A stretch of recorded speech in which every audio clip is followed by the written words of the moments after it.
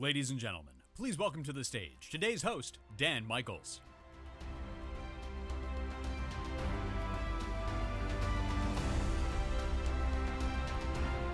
Good morning, everyone, and welcome to the 2023 Bison Athletic Hall of Fame.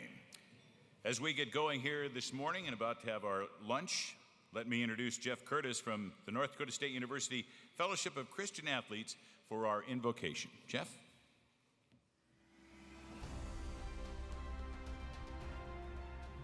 Yeah, good afternoon. What a special opportunity this event is to celebrate some of our Bison family and to lift up the motto, once a Bison, always a Bison. It really is a special family, right? And we have the opportunity now to be here, and it's an honor to pray with all of you as we get things rolling. Would you join me now as we ask God to bless our time together? Heavenly Father, there's so much to celebrate today, and yet we humble ourselves and we humble our achievements by first having this moment of prayer. You tell us in the book of Psalms to be still and know that you are God.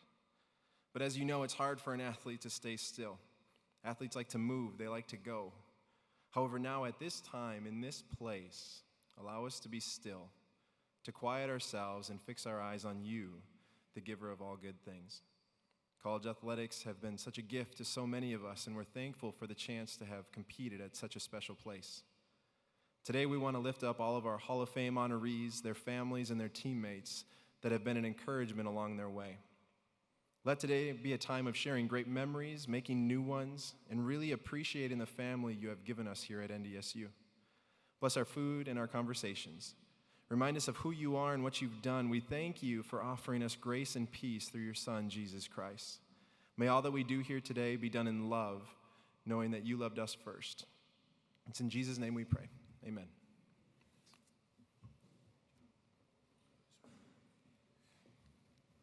Thank you very much, Jeff. And thank you to the Holiday Inn for catering today's event. Please enjoy your meal. We're going to begin our program soon.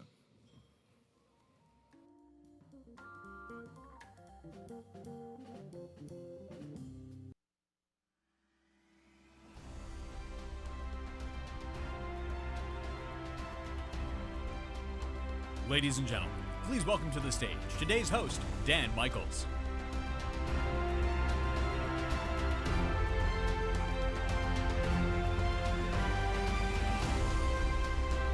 Good afternoon again, everybody, and welcome once again to the induction ceremony for the 51st class of the Bison Athletic Hall of Fame. Please continue to enjoy your meal. Matt Larson's service as North Dakota State University's athletic director has been a steady study in excellence. The growth in facilities, scholarships, and more has been amazing, all the while extending that excellence to the field, the court, the track, the pitch, the mat, and more. Bringing continued greatness, champions, and championships to North Dakota State. Please welcome the Director of Athletics at North Dakota State University, Mr. Matt Larson.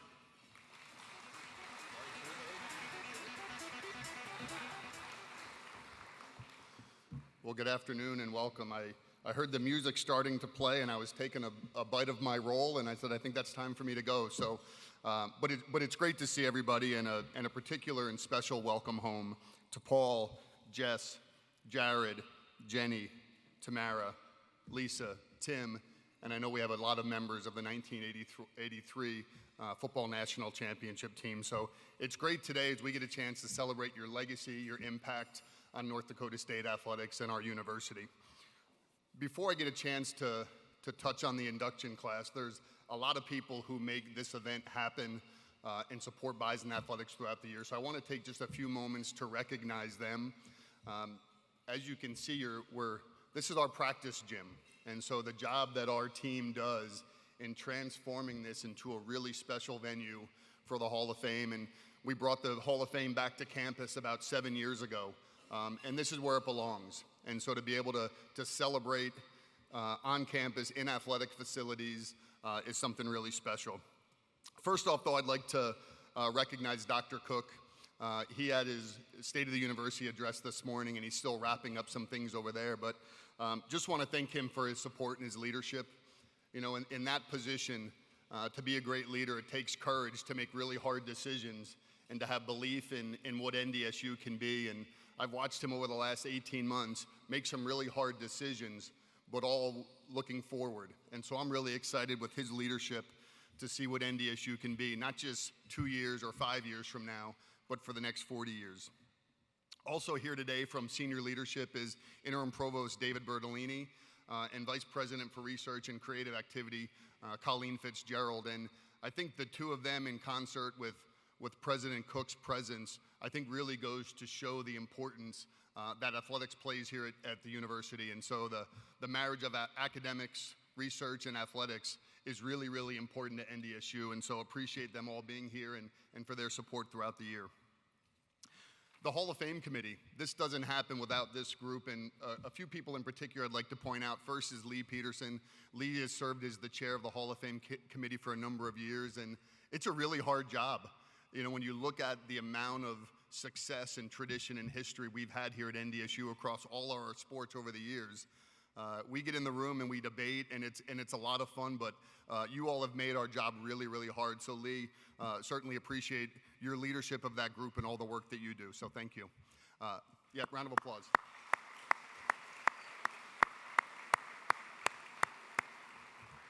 Also on that committee is, and you probably have seen him running around this morning, but Ryan Peralt.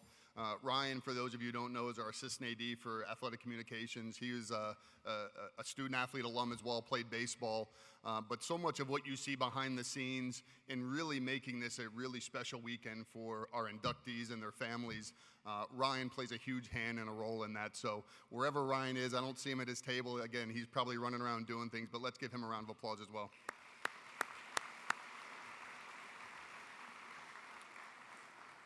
You know, as I mentioned, this is our practice gym, and to transform this in such a great way and have it be a special venue for today's event takes a lot of work. And so just want to recognize a few groups and people that made this all possible. First, Livewire, all of the audio visual effects that you see here today, some of the special effects is a real credit to them. And they've had a busy week here at NDSU. We had our Women in Leaders event in the Shack earlier this week. They've done a number of events for the foundation and the president's office all around town, and so really appreciate their work, their dedication, and their partnership. Also the Holiday Inn, great partners of Bison Athletics. They're responsible for the meal today, and as always with the Holiday Inn, unbelievable job and great service, so thank you to them. And then also a couple other members from our staff who really pulled this together, from registration, organization, setup, and have really made it a special day. So just want to recognize those folks: Chris Ann Mock, Kate Koneski, Paul Wixo, Cody Tussler, and Seth Heinen. So how about a round of applause for those folks?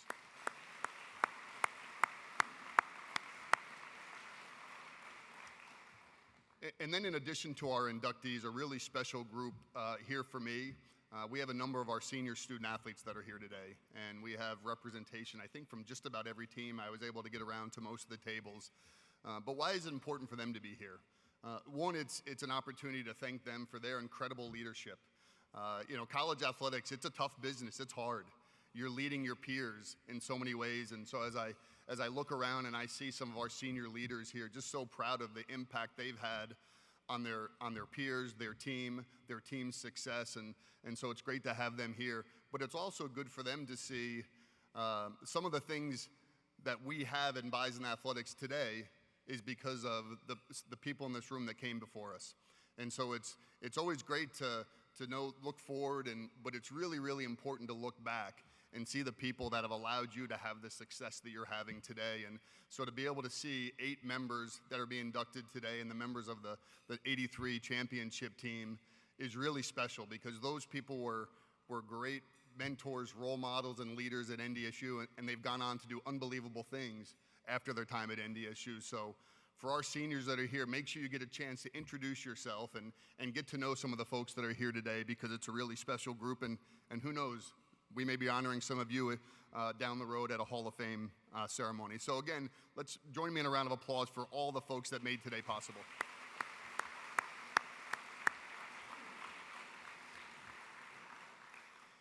What's unique about this ceremony, the Hall of Fame event, you know, it's very similar to a championship trophy or a championship ring. For me, it's a symbol of the journey, you know, the journey that all the inductees went through to be able to be here today. And a lot of times you're inducted based off of your accolades, your stats, your honors. But I think, and you'll probably hear from a lot of the folks today, it's so much more about the legacy that they've left at NDSU, the impact that they've had on their sport program, the impact that they've had on our community, the unbelievable friendships and memories that they created here. So it's not so much about the stats after the fact, it's about how this experience changed you and made you who you are today, and we'll get a chance to hear about those stories today. But this is my 8th Hall of Fame, and as I mentioned earlier about the Hall of Fame committee, it's a really hard job. The rare air to be able to be inducted into the North Dakota State University Athletic Hall of Fame is really hard. And again, that's a tribute to all the people that are here today and the people that have come before us. But as I look at this year's class, just an unbelievable list of accomplishments that I'll just read off quickly. Between the whole group, 30 All-America honors, 2 individual national champions, 4 team national champions, 4 academic All-America honors, 1 NCAA postgraduate scholarship recipient, and a 1996 Olympian. That's incredible. And you go back and look at the last classes, very similar resumes. And so just an unbelievable group.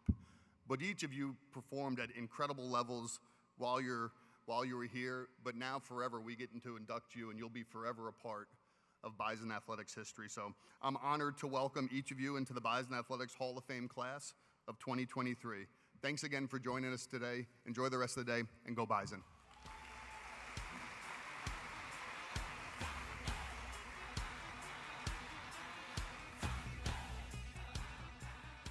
As we prepare to enshrine the 2023 Bison Athletic Hall of Fame inductees this afternoon, let's welcome the past honorees who are here with us today. Would you please rise and remain standing while your name is called? Don Larson.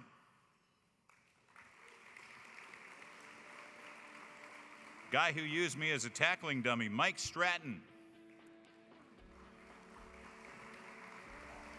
A guy who allowed that to happen, Don Morton. Jared Essler. Dennis Gilbertson. Lee Peterson. Jerry Gores. The guy who sent me over to that part of the field, Pat Simmers. You can't block anybody on your butt, Danny. Shelly Rowetter. Kelly Lehman. Jamie Adams. Ken Clark. Andy Moen. Zandra Bina.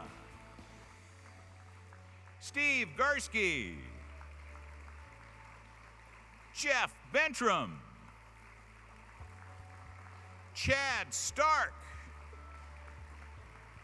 Paul Nielsen. Greg Hagfors. Mary Wentz. Chris Nelson. Del Garrett. Nikki Gregg. And Jared Maher. Let's give them all a big round of applause.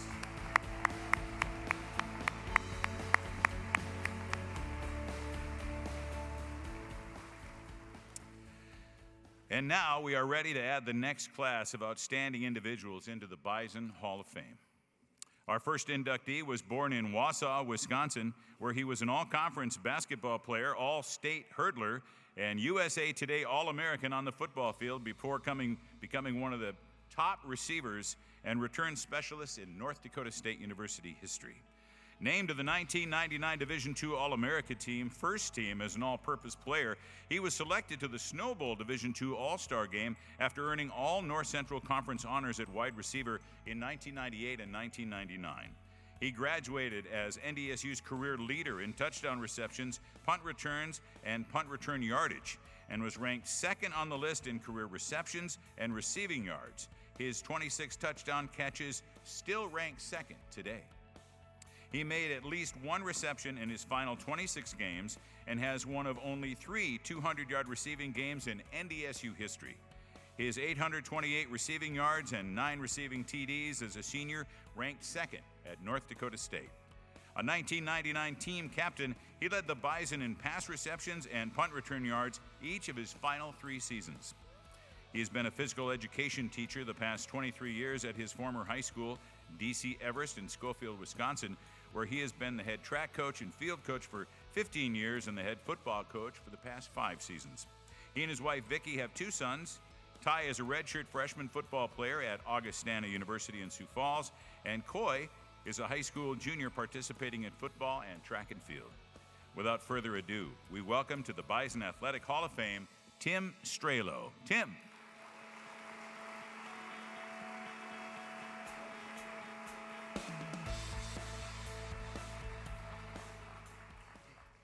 Wow, what an event. So thankful, so appreciative to be standing here in front of all you guys. Everything that you guys have done for us as athletes and players here at NDSU, so grateful for this opportunity to be standing in front of you. When you are recruited to NDSU, I'm not sure you fully feel like you're going to be standing in front of this many people talking about being in the Bison Hall of Fame. Such a special honor. So grateful to be standing here at this point. I'd like to start with thanking the selection committee. Like I said, I was so humbled when I got the call from Coach Entz. I didn't even know what to say. I think I sat there probably for about a minute. I'm not sure if he thought I was on the other line or if I was still there or not. Because, like I said, after 23 years of stepping away from NDSU, getting into the high school ranks and things like that, I never thought that I would be standing in front of you guys. I know as a team, when I had an opportunity to play here, we weren't able to win national championships like the current teams and the people that are around now, and I'm so jealous of the 83 team that they have pretty much their whole group here.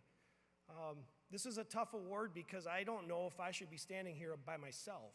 I would love for my senior class to be standing here with me accepting this award because as a wide receiver, I'm not sure that, where's the offensive line? Where is the running backs? Where is the quarterback? Where are the guys that got it done? And I was the last person to touch the ball. It's tough to stand here, and I'm so grateful for it, but I wish they were here. So I'm very jealous of the 83 team, but I can tell you one thing about our time here at NDSU is that we always were actively pursuing greatness. And I think that's the biggest part that when Coach Hager recruited me is he always said great teams. You have to earn that right to be a great team. We actively pursued it. We just never really were able to get to that point. Before I get into too much more, as being a high school head football coach, I understand fully what goes into things like this. And I really want to take a second to appreciate every single person that put this thing together for us, that works behind the scenes. And obviously, as an athletic director and a head football coach, they all get all the credit, right? But what about the custodians? What about the people that have to work behind the scenes to make this thing go? And I genuinely appreciate every single person, and what makes this university so great is people like that. So if we could just give them a round of applause quick.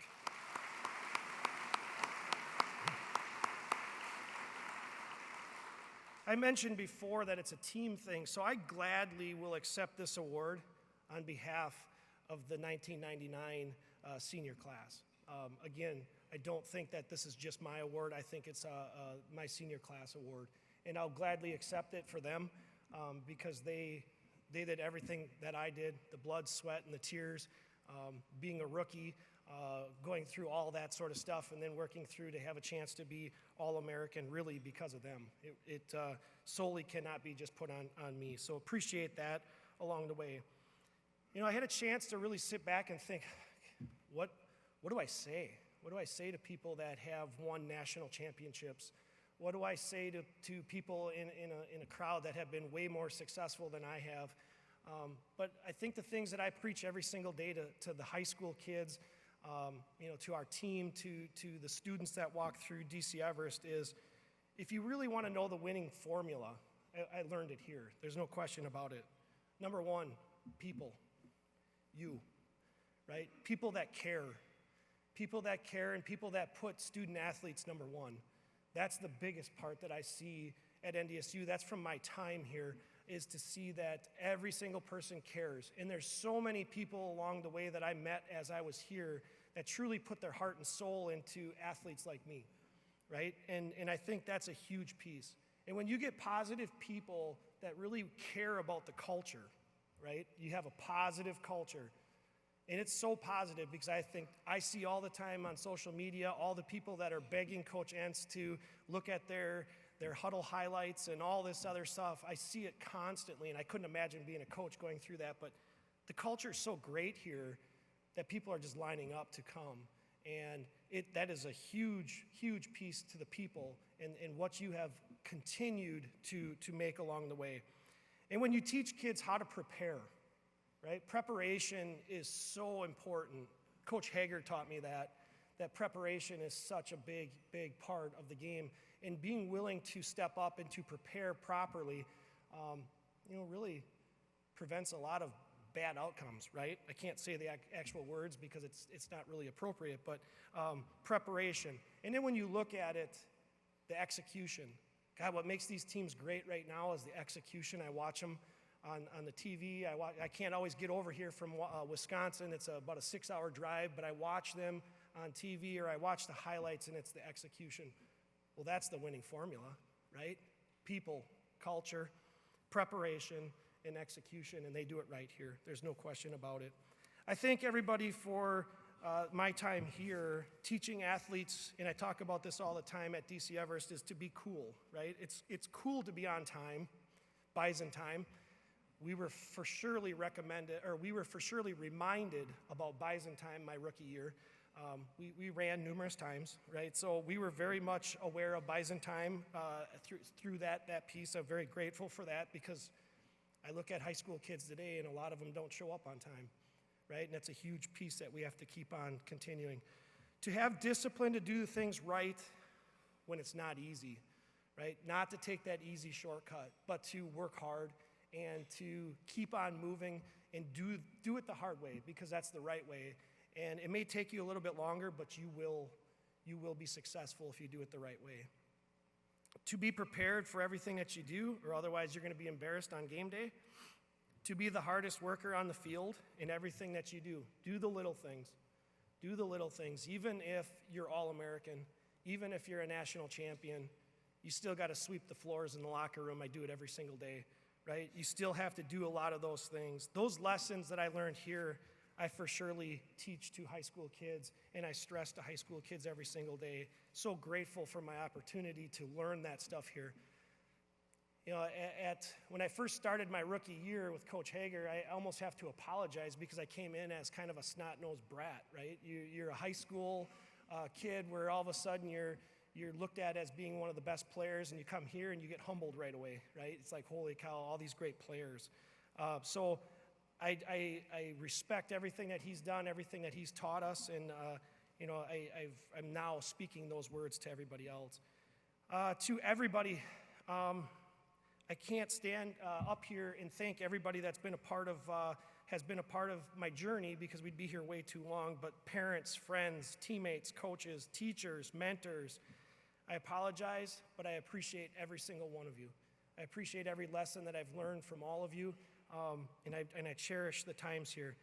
The training staff, I know was sitting back over there. I remember every single training staff member, every doctor, everybody that helped me along the way. Pretty much so thankful for everything you've done for me. To more of my immediate family, my wife, Vicki, she's definitely my rock. She's the person that's been with me through college. She's helped me all the way along the way. And when I decided to be a head coach, football coach about 5 years ago, she had to take the dive in too, because being a head football coach, even at a high school, is a family deal. It has to be a family deal because we spend so much time with kids and everything else that sometimes our marriage, becomes. But it never was that way with Vicki. My kids have always been around the track, have always been around high school football since they were really little. And I always thank her every day for bringing the kids around me so they had a chance to be around their dad, right? And I fully appreciate that. Everything that she's done, I appreciate you. Couldn't have done it and I love you, Vicki. To my boys, my world. My boys are my world, and my oldest son plays for Augustana University. He's got a game tomorrow, which we're going to be driving over to see. He has done everything. I'm so grateful for him and everything that he's done and the work that he's putting in right now to try to earn a spot onto the Augustana football team. And I remind him every day that those spots are not guaranteed. You got to bust your rear end to stay in those spots and to keep earning and to get better. And my youngest son, it is actually, and I'm going to tell you guys this, it's actually our homecoming game tonight. I am the head football coach, and I'm not there. Some of the parents, I wonder what's going to happen after this. I just pray that we win. Hopefully we can get a win. But my youngest son is a junior in high school. He's playing football, and he's running track for me. Two-sport head coach. He's doing everything that he can, and I'm glad he's getting his opportunity at his homecoming game for his junior year. To my mom and dad, who really couldn't be here. My dad wasn't able to make the trip, and my mom passed away about 5 years ago. My mom definitely was the one that taught me all about football. A lot of times guys stand up in front here and they talk about their dad, right? And my dad is awesome. But my dad was the same guy that says that, yeah, my son plays football. And the people would say, well, what does he play? Well, he's that guy on the outside. My mom would be like, hey, you idiot, he plays wide receiver. So that was always my mom. My mom was the one that would, when I played baseball, I would pitch, and she would be the catcher. She was the one that was out pushing me. She was the one that would wear the glove and every time take it off, and she'd be, wiping her hand off and all that sort of stuff. So my mom was a big part of being around. One fun fact here quick before I move on is my mom and dad only missed one of my games in my whole career driving from Wisconsin every single weekend. And the only reason why they missed the game was because there was such a snowstorm. They got halfway to Minnesota and they turned around and went back. One game, I can't believe that. And I hope I can be part of the father that I can do that for my son too. So appreciate everything that my mom and dad did for me. Coach Hager, I talked to him about him just a little bit, but thank you for taking a chance on me. Back in a veer offense, they pick a wide receiver.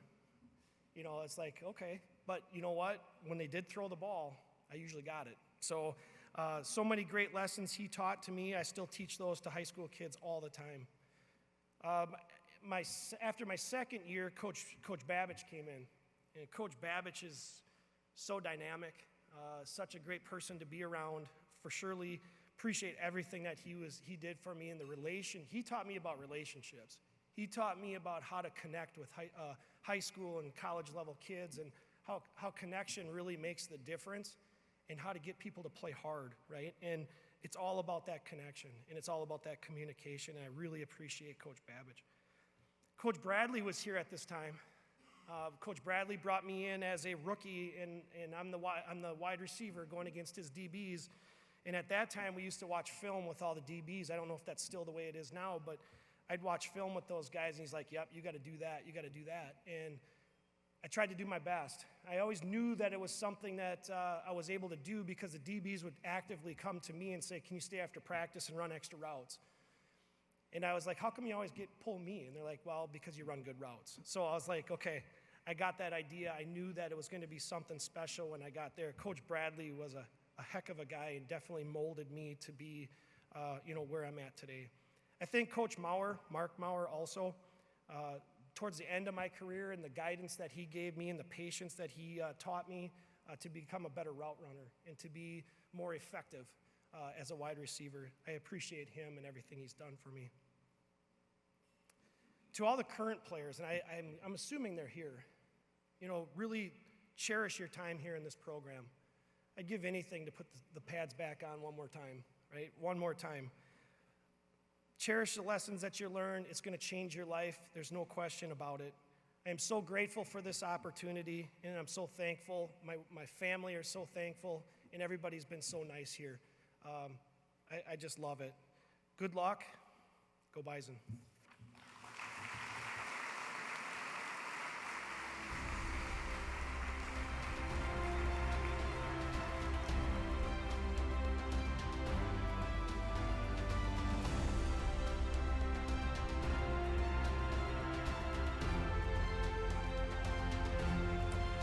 Congratulations, Tim. A graduate of Bishop Ryan High School in Minot, our next inductee was part of 2 state championship football teams and was the Class 2A Player of the Year as a senior in 1999. He earned MVP honors at the Class B basketball state tournament and finished his track and field career as a 10-time Class B state champion and the Gatorade State Track and Field Athlete of the Year. He competed in the sprints and relays for North Dakota State University during a 6-time All-America career in track and field from 2001 through 2005. He was an 8-time North Central Conference champion. His time of 48:07 in the 400 meters is the 4th fastest indoor time in school history, and his 47:01 outdoors ranked 2nd in Bison history. He was a member of the 4x200 and 4x400 record-setting relays, both indoors and outdoors, and ran on 6 of those 7 fastest 4x100 relay teams in Bison history. Elected as a football team captain in 2004, he led the 2003 Bison with 5 interceptions and 8 passes defended, made a team-high 73 total tackles in 2002, and had a 73-yard interception return for a touchdown against Omaha in 2001. He played in 42 games with 197 total tackles and 22 passes defended, including 9 career interceptions.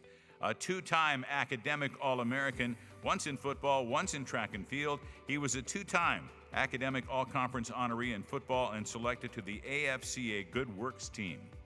He earned an NCAA postgraduate scholarship and was a graduate assistant for the Bison football program in 2005. A teacher and coach in the Twin Cities area since 2006, he has been the head football coach at St. Michael Albertville since 2011, where he has been named State Coach of the Year twice. He and his wife Kinsey, a 2022 Bison Hall of Fame inductee, have 3 children, Carter, McKenna, and Kira. It is our pleasure to introduce for induction into the Bison Athletic Hall of Fame, Jared Essler. Jared.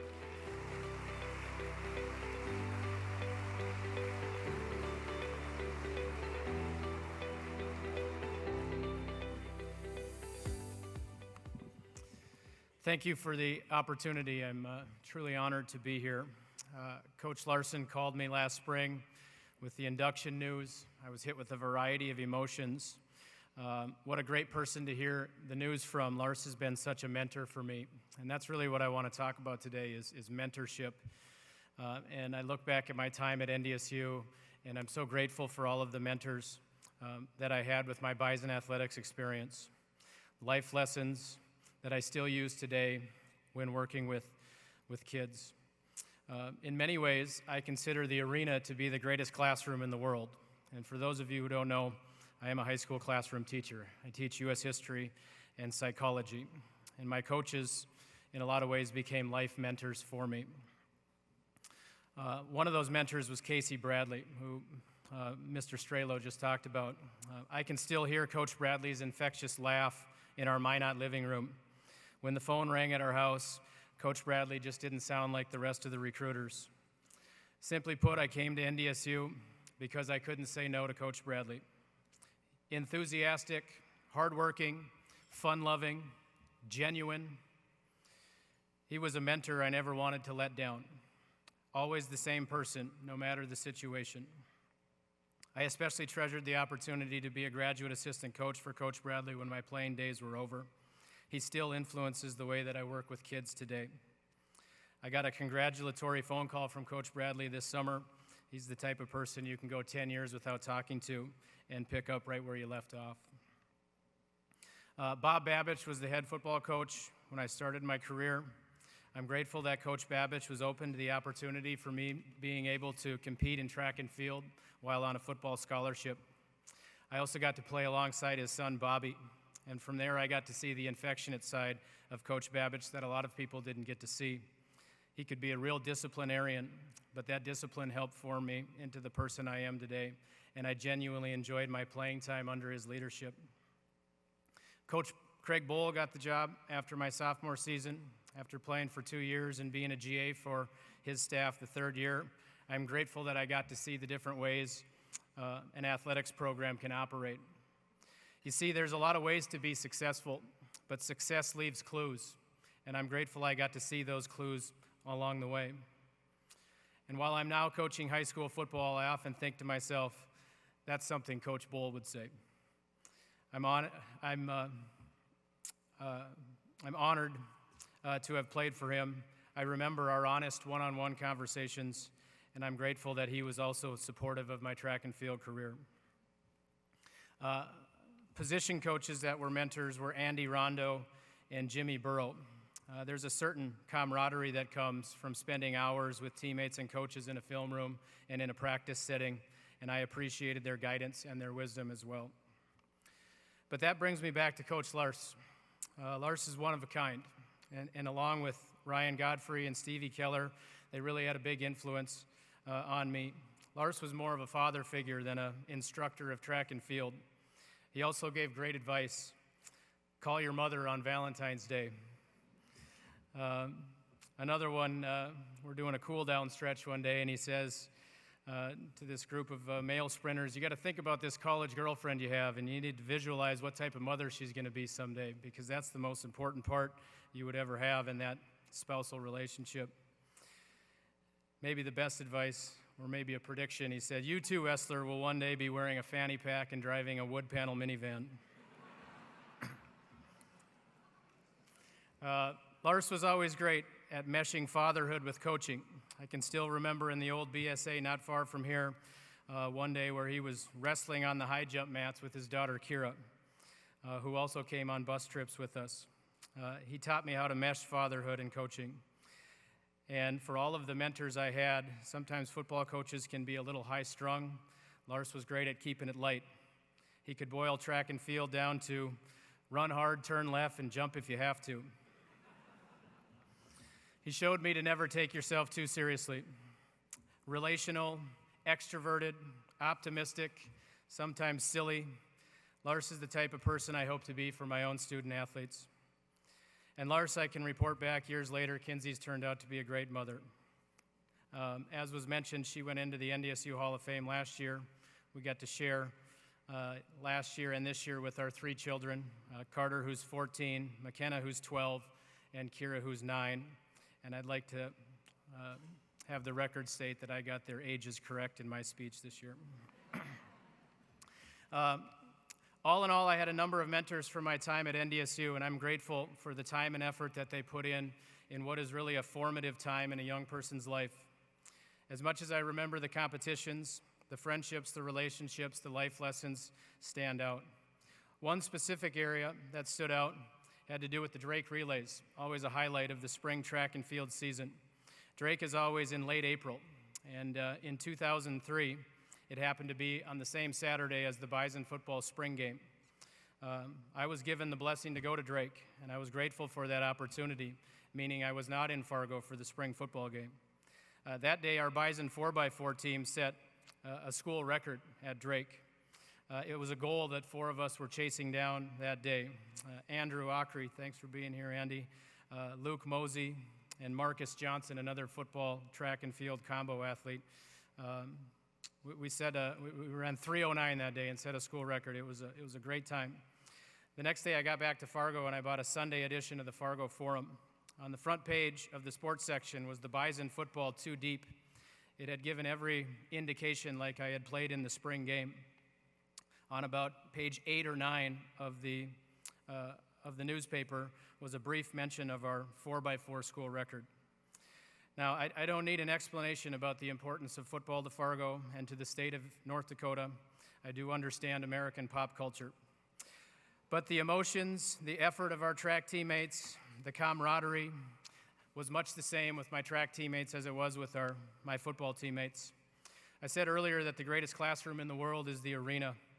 It's my hope that with the changing landscape of college athletics, with the name, image, and likeness, and the transfer portal and fundraising collectives, it's my hope that NDSU and other school administrators continue to provide opportunities for athletes from Olympic sports because they teach the same life lessons as football does.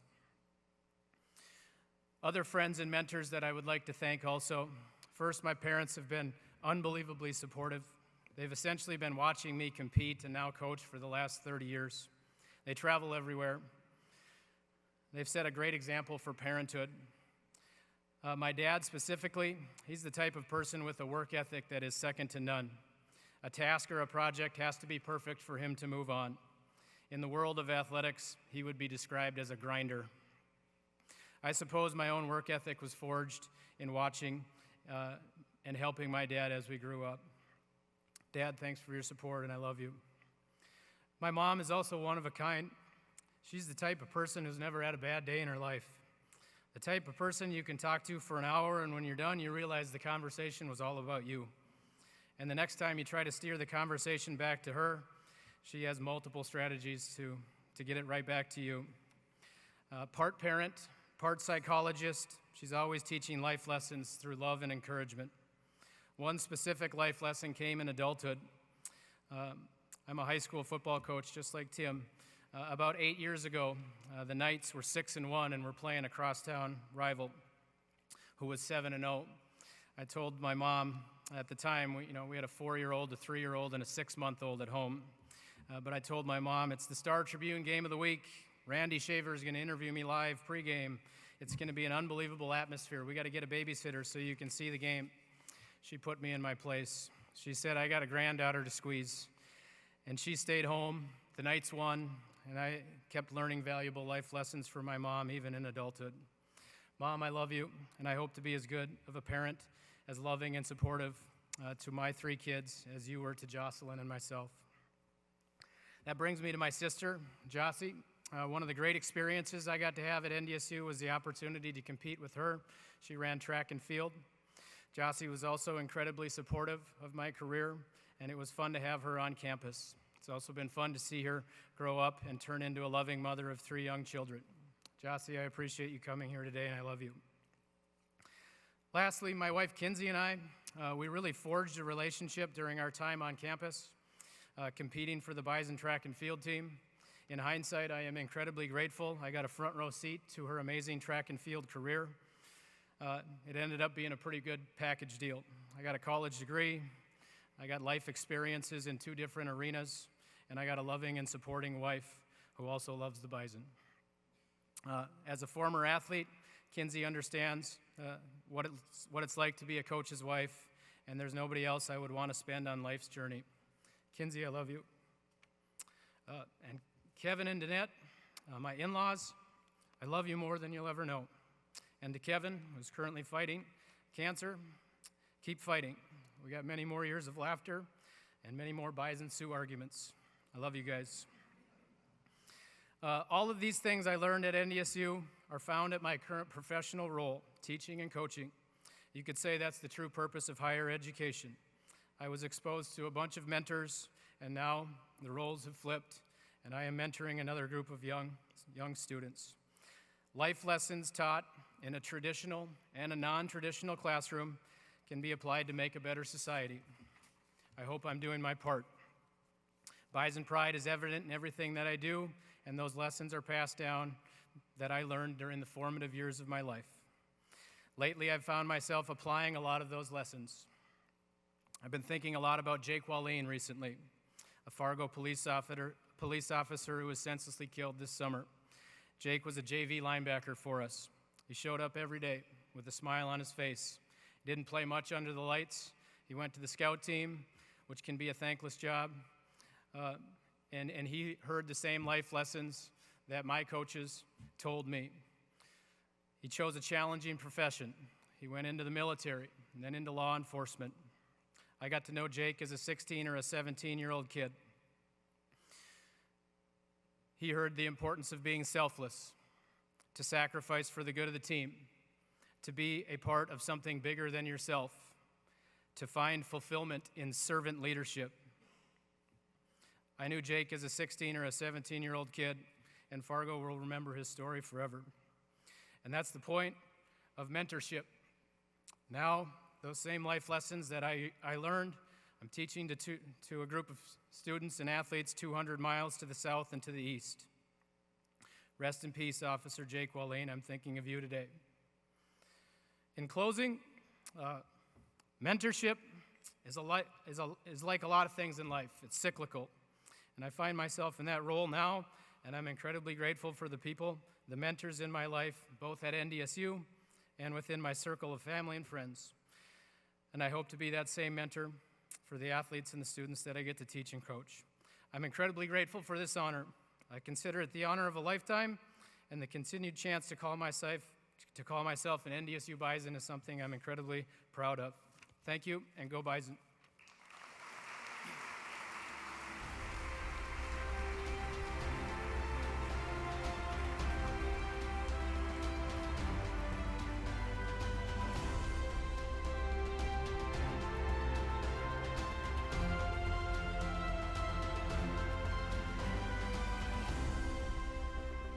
Congratulations. A standout athlete at Grant Park High School in Winnipeg, our next inductee was a 6-time provincial champion and represented Team Canada in the junior heptathlon, a 1990 competition against Team USA. She was a 7-time NCAA Division II All-American at North Dakota State University, placing indoors as high as 4th in the long jump and 5th in the 55-meter hurdles in 1996. Outdoors, she was the 1996 runner-up in the heptathlon and placed as high as 6th in the 400-meter relay. Named the 1994 North Central Conference Indoor MVP and the 1996 NCC Outdoor MVP, she was an 8-time North Central Conference champion with titles in the 55-meter hurdles, 100-meter hurdles, long jump, pentathlon, and heptathlon. On the NDSU indoor charts, she still ranks 3rd in the 55-meter hurdles, and her school record long jump of 19 feet 8.5 inches in 1995 still ranks 10th. On the NDSU outdoor list, she finished 2nd and still ranks 8th in the heptathlon, and previously held top 10 marks in the long jump and 100-meter hurdles. Following her time at North Dakota State, she transitioned to distance running, competing in 11 consecutive Boston marathons and several ultra marathons and triathlons. She established the South of the River Endurance Club in the Twin Cities area in 2020. Her professional career began in 1998 with Connecticut-based Frontier Communications, where she is a senior network engineer and part of a complex solutions engineering team managing natural disaster restoral, multi-site technological deployments, and internal network development. She and her husband Jeff, a former NDSU men's basketball player, reside in Farmington, Minnesota. We are proud to welcome for her induction into the Bison Athletic Hall of Fame, Lisa Kresky-Griffin.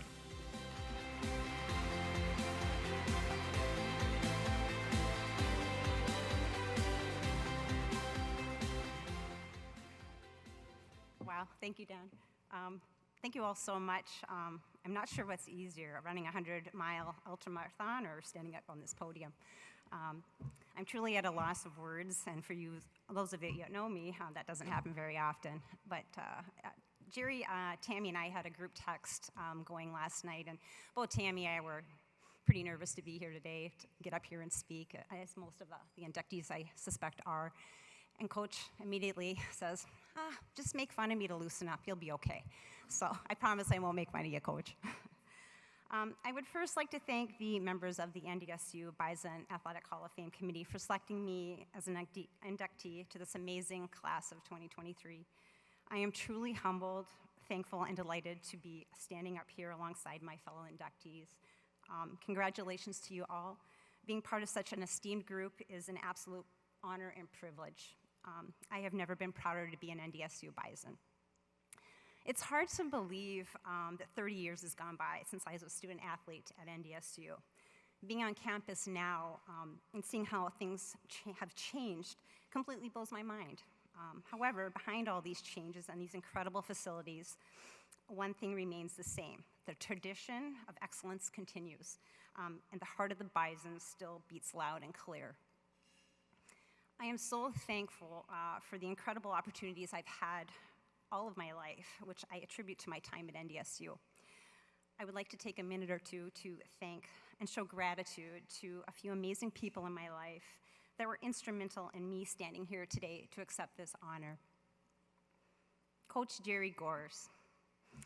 To be a part of the Jerry Gores dynasty at NDSU is an absolute honor. There aren't too many coaches in the NCAA that can back up to your credentials, Coach. During my time at NDSU, we never lost an indoor or outdoor conference title, and we had some great runs at NCAAs. Jerry, you are truly a one-of-a-kind human being and coach, a true diamond in the rough. Your passion for coaching and ability to make such a positive difference in your athletes' lives is incredible. We all pushed to be the best that we could be because of you, and so many of us are still doing that today. You always had our best interest at heart, and some of those decisions were tough and not so fun all the time. My heart lights up every time my phone rings and Coach scores displays on my phone. Your support over all the years means the world to me. Our Bison family is one of a kind, and those roots run deep because of you. Thank you for all that you have done to continue. Thank you for all that you have done and what you continue to do. I love you very much, Coach. To my teammates, thank you all that came here today. I love you guys so much. I am so blessed to have been part of such an incredible team. I will always be thankful for your support and camaraderie. I will never forget our road trips. I'm in the van listening to Coach singing Harry Chapin's Cats in the Cradle, or sitting in garbage pails filled with ice at hotels when we were on road trips traveling, sleeping in churches during blizzards, bus riding shenanigans, hopping fences for practice, eating all of the Subway, Disneyland, and the fun goes on.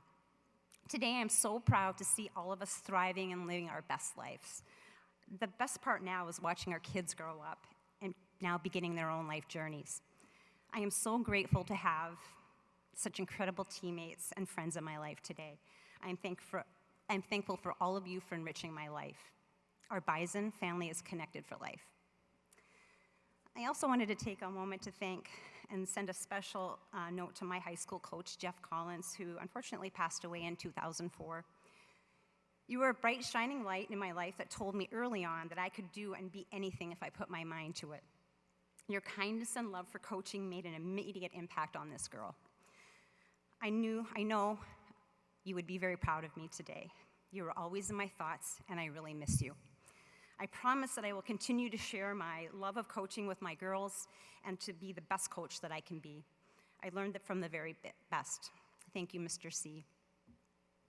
It was here at NDSU where I met my husband, Jeff, known to all of us here at NDSU as Griff. My life changed forever in 1994 when you asked me for my phone number just outside those doors. I am so blessed I get to do life with you every single day. I love my life that we have built. We have so much fun together, and you have supported me from the second I met you and still continue to support me. Even when I drag you through the woods in the middle of the night on my crazy adventures. You are my rock and my foundation. I love you so much, and thank you for loving me. I wouldn't be standing here today if it wasn't without you. I am so grateful for NDSU for bringing us two together. And lastly, I'd like to take a moment to tell you what a joy it is to have my family from Manitoba here with me today. My parents, Richard and Joanne Kresky. I cannot thank you both enough for being the best parents a kid could ever ask for. Your love and support every single day of my life has been a gift. I would not be here today if it wasn't for you two. You both have made so many sacrifices for our family that we could live the lives that we do today. Thank you for all that you do for our family. I am so happy that you're both here with me today to celebrate this special day. I love you both very much. Who would have thought that hurtling over those pine trees at our cottage at Lac du Bonnet would have landed me on this podium today? I suspect you both kind of knew deep down inside. My sister Michelle and my nephew Ethan, I'm so thrilled you're both here with me today, and I get to share this special milestone with you. Ethan, welcome to NDSU and the US, buddy. I'm super pumped that I get to be here with you. The sky's the limit for you. You can do and be anything you want. So don't stop believing in your dreams. Go big, buddy. I love you. I also want to send a special thank you to my father and mother-in-law, Lloyd and Annie Griffin in Milwaukee, and to my godparents, Evelyn and Stephen Senyek, for all their love and support. You all hold a very special place in my heart. So this morning, I was trying to decide where I would head out for my morning run. It's been a minute since I've run through the streets of Fargo, and then a light bulb went off in my head. And I said to myself, wouldn't it be fun to pay homage to the famous dead-end run? So for those of you that aren't familiar with the dead end run, it was a training run that most of the track kids weren't very fond of. It's a run that started just out these front doors, and then you take a left and you head down 16th Avenue North until you hit a dead end. Then you turn around and you come back. 1.5 miles of pure torture for us sprinters, hurdlers, throwers. This is when I learned mad respect for our distance runners. So I drove here this morning, started out on my dead end run. I was instantly taken back in time. I remembered that young girl who came to NDSU, not knowing who she was or what she wanted to be. The path wasn't clear and wasn't defined. She was lost, unsure, but knew something was clearly different here. Little did she know her life would change forever. I realize that standing in front of you all today, I'm not that same girl that arrived here in Fargo 30 years ago. Today, I am a confident, successful, driven, kind, hardworking, generous, humble, determined, honest woman. I have the most amazing life. I am so fortunate today to have established my foundation of success here at NDSU, where excellence, tradition, and loyalty are at the front and center. I owe everything I have to this amazing administration, coaching staff, and my teammates at NDSU. And you know what? That dead end run this morning was a piece of cake. In fact, I chuckled inside knowing more now than ever who I am, how far I've come, and know there's a heck of a lot more to come. I'd like to thank all of my family, friends, coaches, teammates, near and far, for all your support over the years. I thank you all in this room from the bottom of my heart for this incredible honor today. Go Bison.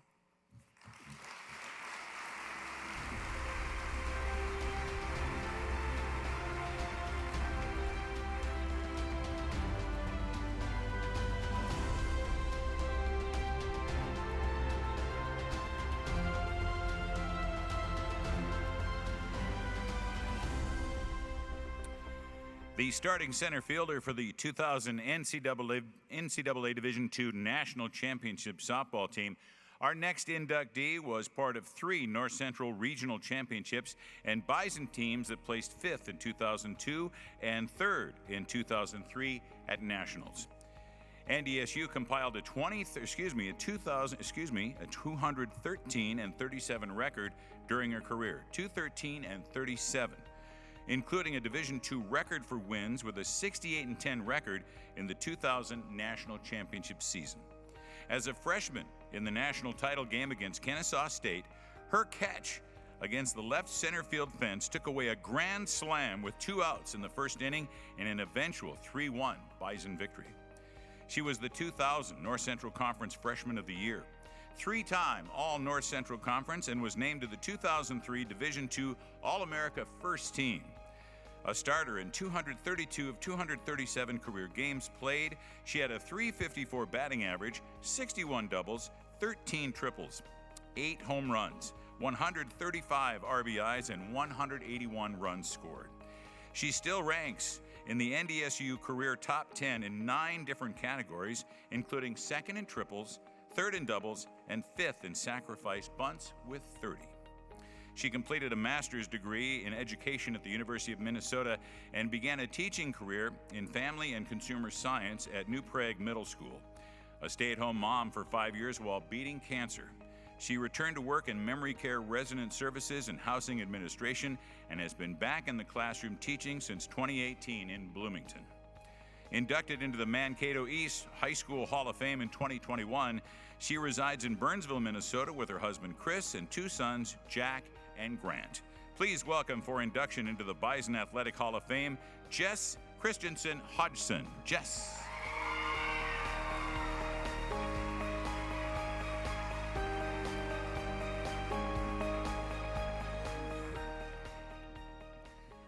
My sister told me to breathe real quick, so I'm doing it. Annie, I'm listening to you. Okay. I will never forget my freshman year when we were setting up for the Hall of Fame. Every year, the softball team got money because we didn't have enough, And we had to go and set up for the Hall of Fame at the Holiday Inn and put the chair covers on. And we got, I think, $1 a chair. And I remember thinking to myself back then, when everyone was telling me about this big Hall of Fame induction, wow, how do you get there? What do you have to do to be a part of that? And then all of a sudden, my senior year, I got to go and join in on the fun and witness some amazing athletes. And I thought again, I want to be up there someday. And here I am. So I just want to say thank you to the Hall of Fame committee for choosing me after 20-some years of being out. It's quite the honor to be up here. When I got the phone call from Darren, I was actually at an ultimate Frisbee game for my son, and one of my best friends, Rebecca, who's in the audience today, was sitting next to me, and I kept on hitting her. Like, oh my gosh, Darren's calling me. This isn't okay. Like, something's going on. I better answer this. And of course, when I answered the phone and he told me why he was calling, I'm pretty sure I left bruises on Rebecca because I was so excited and just stunned. So I appreciate Darren, especially making that phone call to me because it meant the world and it was something that I always wanted. A special thanks to my husband and my boys. I met my husband after college, and he always says that he wished he would have been able to see me play. But he's been able to witness me be honored for several accolades, so I'm so glad that him and my boys are here. I also want to give a shout out to my parents, Rich and Molly Christensen, who spent many, many days, nights, mileage traveling all around. I don't think they ever missed a tournament or a game throughout all of my college career. They were everywhere. And they always had a Snickers for me because that was a part of my good luck routine. So I appreciate that. And I would also like to formally apologize to my sisters right now. The reason is because my younger sister still says that she will never set foot on another softball field in her life. They went through a lot, and I lived and breathed softball ever since I was about 10 years old. It's always something that I wanted to do. And they had to deal with a lot, and they took time out of their busy schedules to be here today, and it meant the world to me. And Mel. Oh, Mel. Mel is one of my friends that I met freshman year, and she is the most loyalist friend and teammate that one will ever have. And she flew all the way here from California today. She was one of the first people I called or texted when I got the news. And Mel was born and raised in California. And I'm sure many of you know that probably she had a lot of firsts here, including her first winter. And I was able to witness a lot with that firsts, including her making her first snow angel, Mel throwing her first snowball at our coach Mitch Hansen and hitting him in the face, and Mel tearing up when she saw a herd of cows in the snow huddled together thinking that they were going to freeze to death. So I just want to thank Mel for the great memories and everything that she's been here for. Darren, I couldn't have done this without you. And now I'm going to start to cry. When Darren first recruited me for NDSU, I knew that this was the place I was going to go. And he was typically my hitting coach and really helped me go from a good hitter to a great hitter. It was him that knew the knowledge of the game and the patience to make sure that I worked hard and got to where I was, and I couldn't have done it without him. And he's the guy still where if you called him tomorrow, he will be there for you, and I appreciate that so much. One thing about Darren that I really appreciated, though, is that I always knew when he was going to be really upset with me, especially because I was not perfect at getting the bunt sign sometimes and executing the bunt.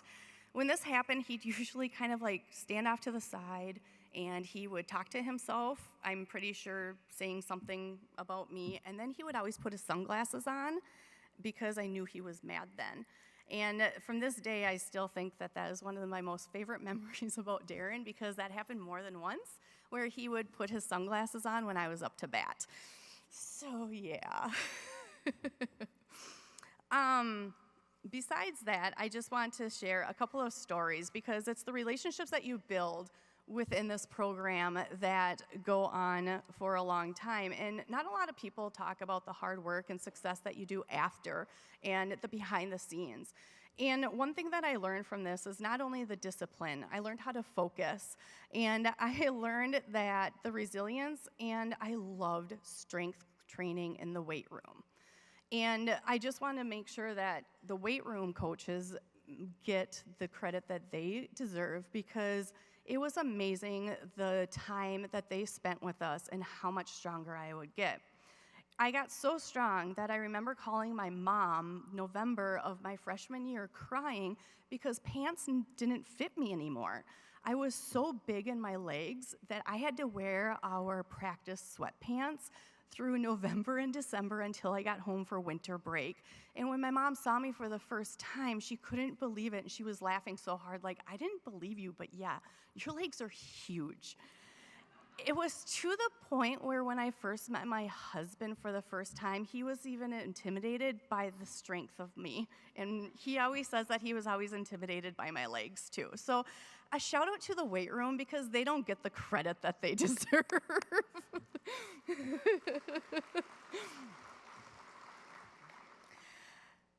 As a team, we had a lot of superstitions, and one of them, for instance, it just created that team building confidence. One of them was that the outfielders would take their fly balls and the infielders would do their grounders, and then we would give each other high fives with our gloves. We'd always come in together for a huddle and say together, because that was our theme throughout all of the years that I played here. Another thing that I really want to make sure to reiterate is Shelly, who's a Hall of Famer in the audience right now. She was just as superstitious as I was. And I had a bag of luck with quotes that I still have to this day that Shelly wrote. And it just goes on to say how much we have superstitions, especially for softball players. Lois was our person who did everything for us in the locker room. She was in charge of our uniforms. She was the miracle worker that got out the stains of our white uniforms and patched up everything. A part of this superstition, and my sister doesn't know this because I stole these from her in high school, but I have these boxers that I would wear, and they look like this. And you can see that they're patched up a lot, and I still have them, which is kind of crazy, I know. But Lois knew that she would just automatically check them every time before every game, and she would just go ahead and patch them up. One day she was patching them, and athletic director Gene Taylor walked into the locker room and asked, "What in the world are you doing, Lois?" Lo and behold, she had to tell him what she was doing. And from that day forward, he even teased me about my boxers. And so I just had to bring these just to let you know that, yeah, superstition is real. And thank you, Lois, for all of that. Wednesday night dinners, team bonding, that was a huge thing. I learned what meat or hamburger helper was for the first time because my mom always made stuff from scratch. We went through a lot of hardships. Mike McLeod passed away my junior year of cancer, and God bless him still. He's one of my favorite coaches, and I just want to make sure that we commemorate him at this time because he was a huge part of who we were as a team. After college is when really the teammates still form a bond. And when my son was 6 days old, I was diagnosed with cancer. Mel, who is in the audience, like I said earlier today, was one that flew out from California to spend 2 weeks with me right away. She didn't know how to make a bottle. She didn't know how to change a diaper, and she did it because that's what teammates do. Along with that, all of a sudden one Saturday, a group of NDSU softball Bison just came out and surprised me at our house and started doing yard work. It was not only my teammates that I played with, but teammates from the past and teammates that were currently playing. And it just comes to say why I came to NDSU, because it's a family. It's not just about playing the game, it's about the relationships that you bond and that you create with the coaches, with their parents, with the bus driver, and with our teammates. And I want to reiterate that no matter what, we are always going to be a Bison family. NDSU not only gave me the great education, but playing softball as well with a well-renowned program gave me how I kept working, or taught me how I kept working hard, because it does pay off. I needed to stay positive, and I learned how to do that even through the tough times. And the relationships that I made were lifelong. Thank you again for this honor. It's truly humbling and one of the highest achievements that I will probably ever accomplish. Once a Bison, always a Bison. Go Bison.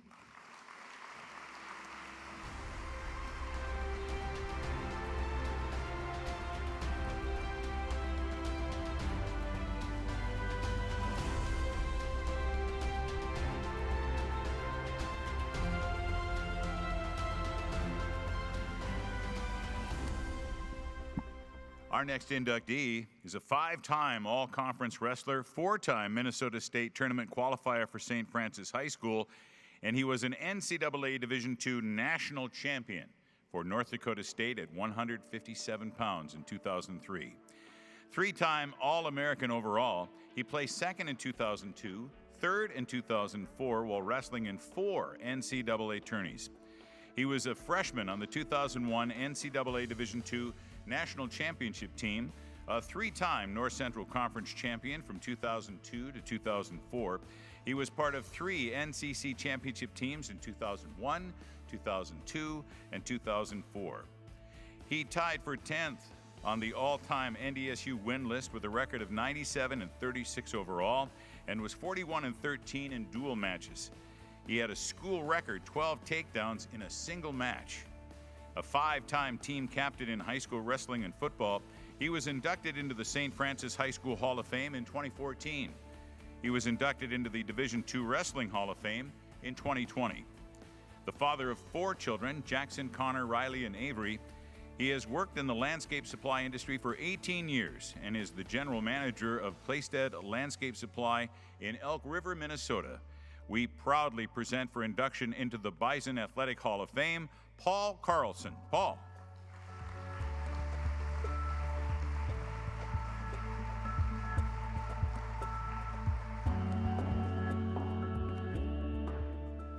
So this really isn't kind of my thing, but I'm going to give it a whirl.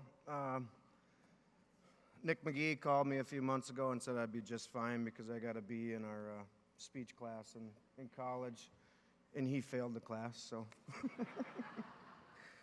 Wanted to start out and say I'm so grateful to be here today. Never in my wildest dreams did I think I'd be a part of such a great group of contributors and athletes.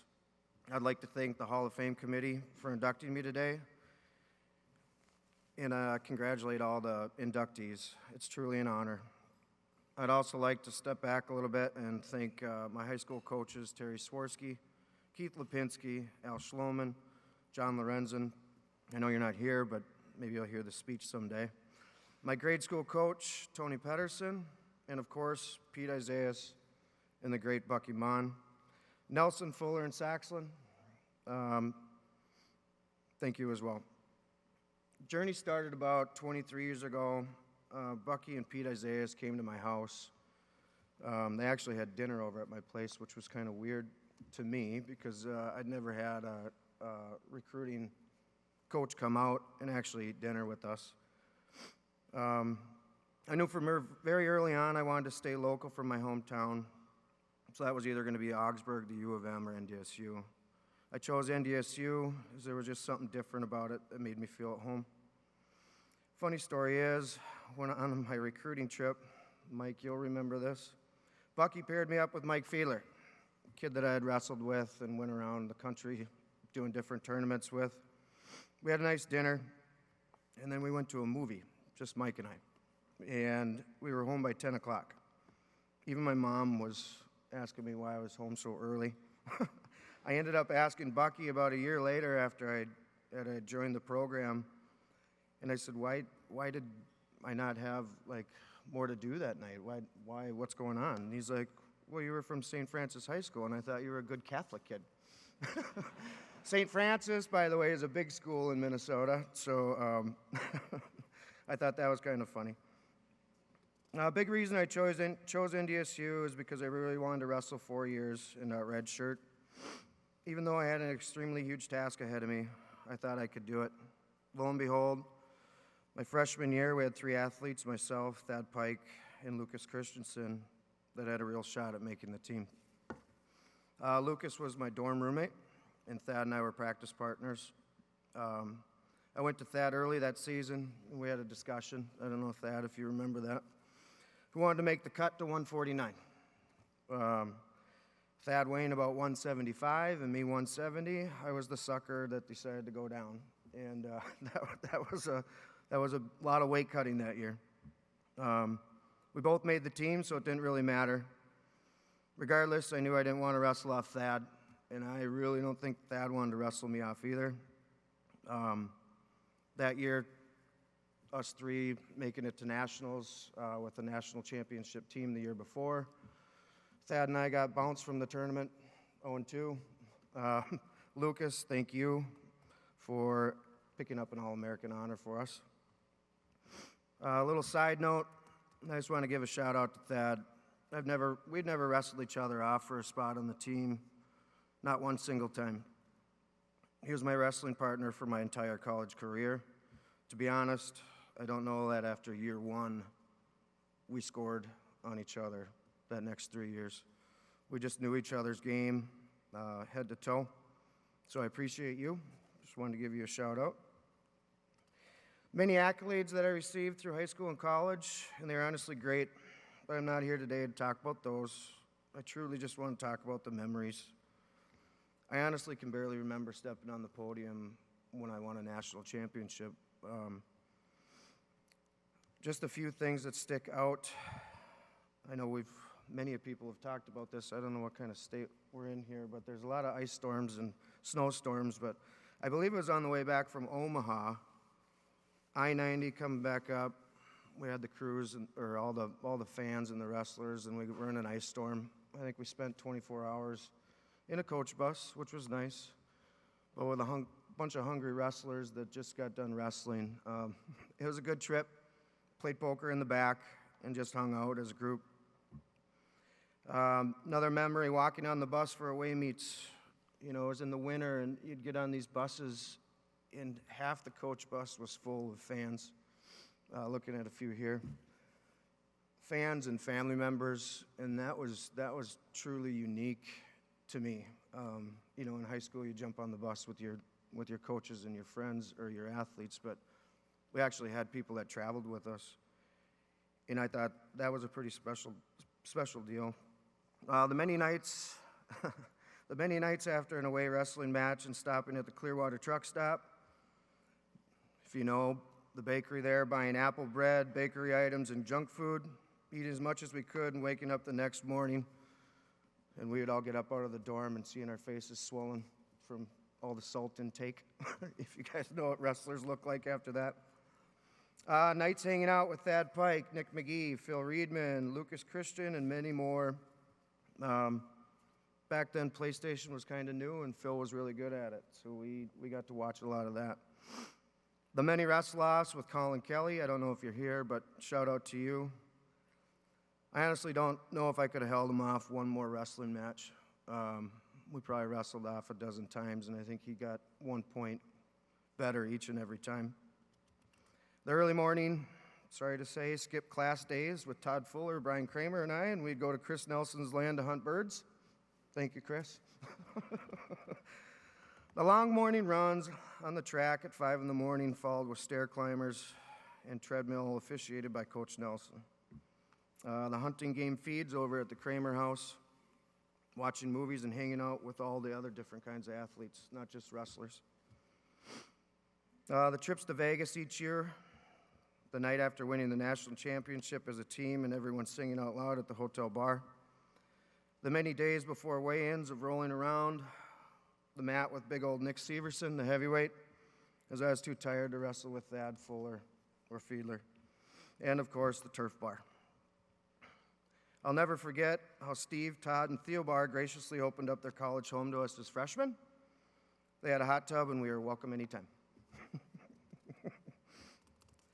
My greatest memory, however, is of my parents and the family and fans that traveled with us to each event. My mom and dad were the silent heroes. We didn't come from a lot of money, but they made sure I traveled the world with wrestling and always being there for me. My dad worked as a 49er, didn't get to make a lot of events in high school, but he made up for it at college, almost every match. My mom was the backbone to me being where I am today. I'm very fortunate when I was young to be able to travel with some great teams and individuals around the country, many of who are here today. Both my parents made it their goal to fill mine. I'll never forget my dad taking his first ever plane trip to watch me wrestle at high school nationals, or my mom taking her first plane trip to Las Vegas in college to watch us wrestle. I'm so grateful for them being around and supporting me and this team. We had a great following. It was like I had multiple parents and grandparents. Really did. My mom and I were just talking about it this morning with Frank and Gail. They were such a big impact on us, all of us wrestlers. Where am I at here? Part of our fan group too, it was very interesting. At national tournaments, you'd have all these people coming in that, quite honestly, I didn't even know other than their name.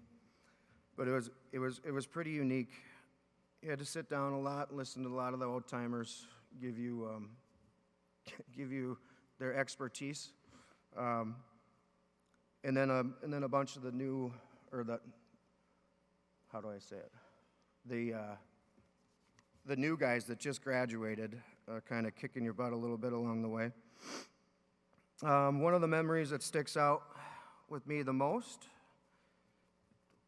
I hope some of you are in the room that were there, but my dad and mom took a tour with us the first time, the official road tour, and Bucky Mon had always reserved, because we had such a huge following, he reserved a social room. So none of us wrestlers were in there. We were all cutting weight and weren't in there, but we'd check in, say goodnight, what have you.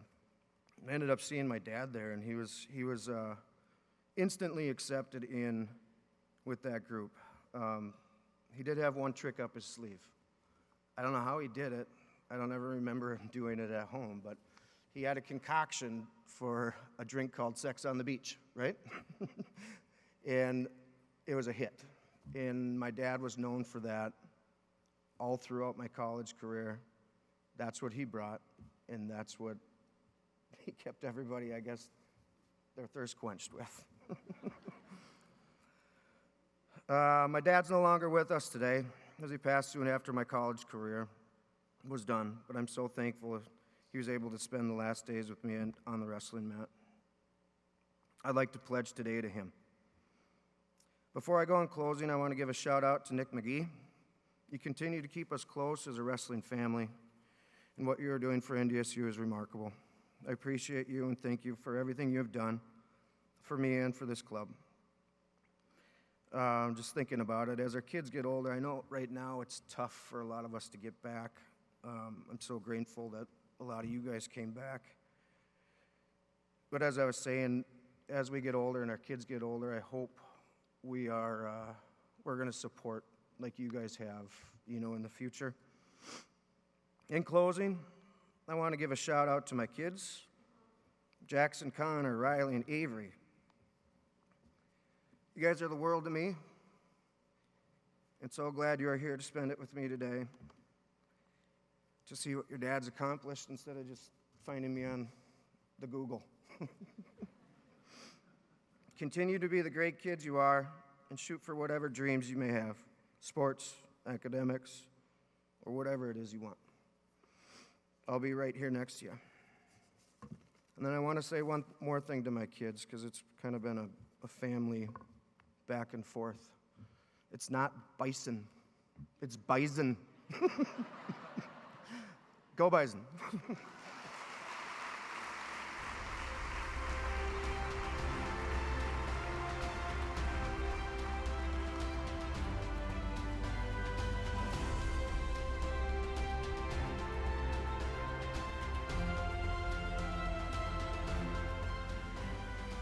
Our next inductee was an all-state performer in volleyball and basketball at Detroit Lakes High School in Minnesota.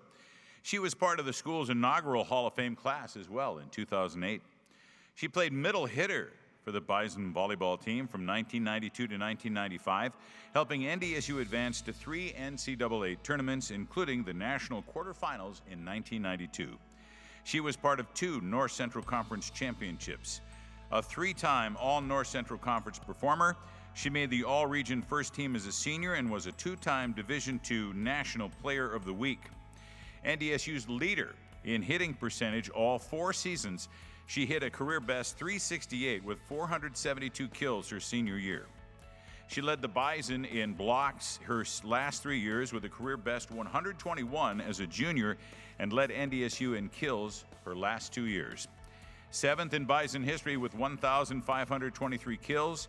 She finished 2nd and still ranks 5th with a .327 hitting percentage. She's also 5th with 460 total blocks. A graduate of the NDSU nursing program, she was the volleyball program's first academic All-American, earning back-to-back honors on the second team in 1994 and first team in 1995. She was an all-academic All-NCC 3 times.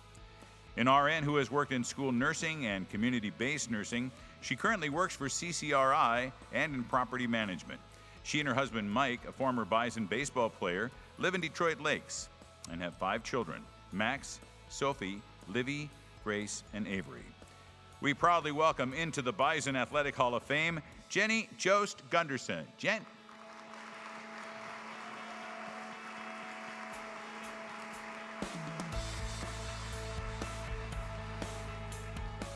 Thank you. So a few months ago, I received a phone call from the current head volleyball coach, Jennifer Lopez. I couldn't figure out why she'd be calling me. My mind went through several scenarios, and she let me know that I was chosen for the Bison Hall of Fame. What an unexpected honor this is. There's so many qualified people to be standing up here, and for me to be chosen is just unbelievable. Upon reflecting on this honor over the last few months, the main emotion I have felt is pride. I'm so proud to be an NDSU alumni, and I'm grateful for the time that I had here. Thank you for those of you that thought of me for this honor. I would also like to take a few minutes to acknowledge those that contributed to making this happen for me. I'm cognizant to the fact that this involved several factors for this to happen. First, to be blessed by God with an athletic ability. Second, to have the resources to realize this gift. Third, for the right people to be in my life to help me realize my potential. And also a little bit of luck, because I know that not everyone is so lucky. So thank you, Mom and Dad, my biggest fans, for how incredibly supportive you were and still are of me. Your encouraging and loving expectations helped mold my character and who I became. It was so wonderful to always have you rooting for me. My sister Jody is here today. She's 1 year younger than me and provided competition along the way that probably made me twice the athlete I was supposed to be.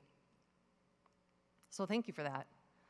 Even though it involved some fights and hair pulling on car rides home from practice in high school, you two became an accomplished college athlete, so I think it was worth it.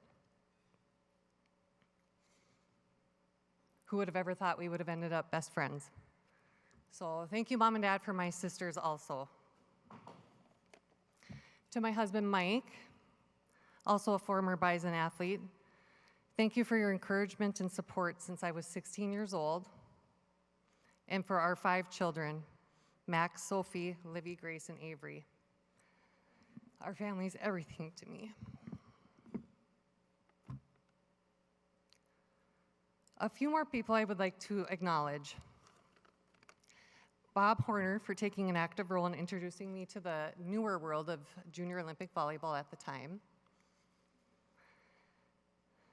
Zandra Bina for being my first JO coach and also my last coach at NDSU.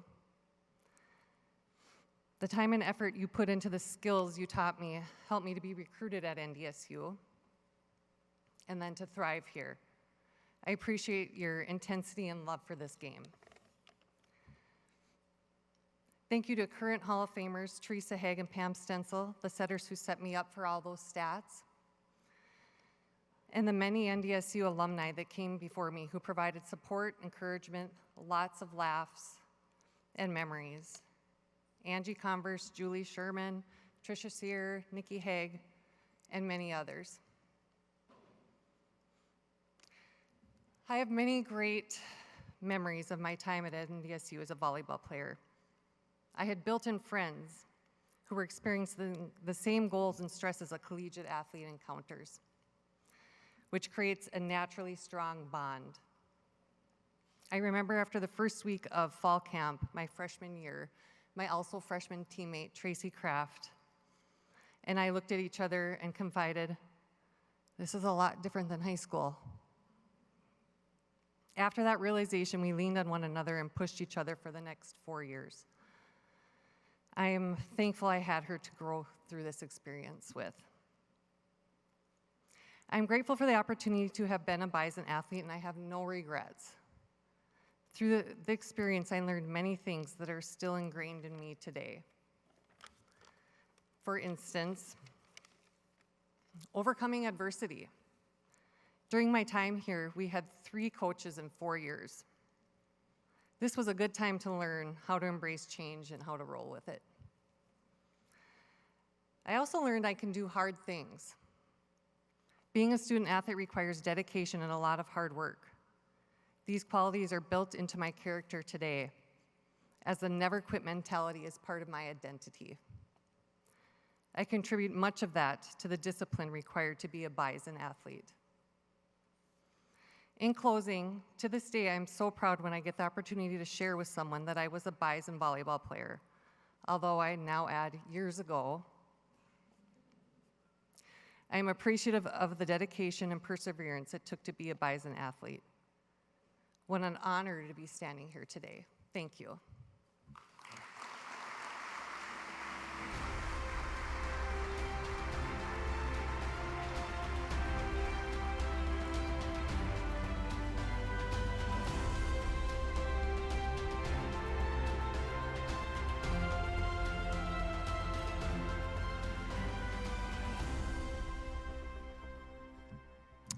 Our next inductee grew up in St. Kitts and Nevis. She made her first national team at age 13 and later competed in the 1996 Summer Olympics in Atlanta, where she anchored the 4x400 relay for her country's first Olympic appearance. She came to North Dakota State in 1997 and became a 16-time All-American, including a national championship as the anchor of the 4x400 indoor relay team in 2002, which helped the Bison claim the NCAA Division II Indoor National Championship. She made 4 national runner-up finishes in her career: the 400-meter dash indoors and outdoors in 2002, the 4x400 relay outdoors in 2002, and the 4x400 relay indoors in 2002. She also had 3 third-place finishes. A 14-time North Central Conference champion, she was the North Central Conference Indoor MVP in 2002 with victories in the 200 meters, 400 meters, and the 4x400 relay. The Bison Sports Arena record holder in the 200 meters with a time of 24.62 seconds, she set 8 other school records. Her indoor record still ranked 4th in the 400 meters and the 4x400 relay and 6th in the 200 meters. On the NDSU outdoor charts, her former school record still ranked 4th in the 400 meters, 6th in the 200 meters, 9th in the 4x200 and 4x400 relays, and 10th in the sprint medley relay. A 3-time all-academic honoree, she completed a master's degree in education and has been a physical education teacher in Berkeley Charter Elementary School in Auburndale, Florida since 2003. She and her husband, Barlington, live in Lake Alfred, Florida with their 3 children, Brianna, Brenton, and Braylee. Please welcome to the Bison Athletic Hall of Fame, Tamara Brudy.